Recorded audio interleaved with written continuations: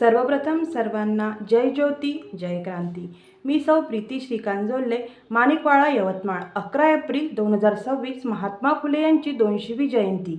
त्यानिमित्ताने महात्मा फुले यांनी अखंडाद्वारे मोठे प्रबोधनात्मक कार्य केले, ते आजही उपयुक्त असून त्या अखंडादी काव्यरचनेमधील मी काही अखंड सादर करीत आहे। सूर्यप्रकाशता भाकरीस थापी, सूर्यप्रकाशता भाकरीस थापी, अवलास सोपी कालवण, स्वयंपाक होता पाटीमध्ये भरी, घेई डोईवरी शेती जाई, घेई डोईवरी शेती जाई। सर्वांसंगे शेती काम करू लागे, सर्वांसंगे शेती काम करू लागे, खाई नाती मागे घरी घास, खाई नाती मागे घरी घास।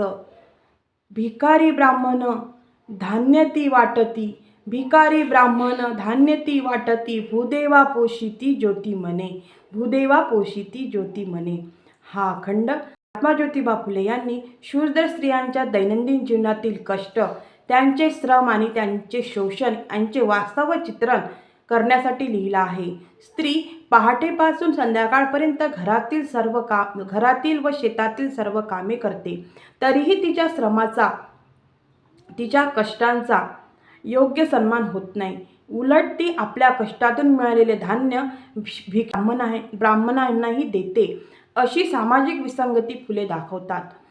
सूर्योदय होताच शूद्र स्त्री घरातील सर्वांसाठी भाकरी थापते, त्यानंतर ती कालवण व इतर स्वयंपाक करून सर्वांची जेवणाची तयारी करते। मग ती जेवणाचा डबा भरून डोक्यावर घेते आणि शेतीकडे जाते। तेथे ती सर्वांसोबत कठोर शेतीची कामे करते। इतकी मेहनत करूनही ती स्वतः मात्र मागे राहते। तिला वेळेवर जेवायलाही मिळत नाही।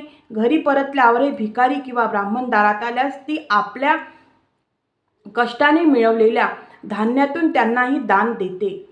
प्रकारे ती स्वतःच्या श्रमाने ब्राह्मणांचेही पालनपोषण करते। महात्मा फुले या परिस्थितीवर टीका करून सांगतात की श्रम करणारा समाज स्वतः कष्ट सहन करतो, पण त्याच्या श्रमाचे फळ दुसरे भोगतात।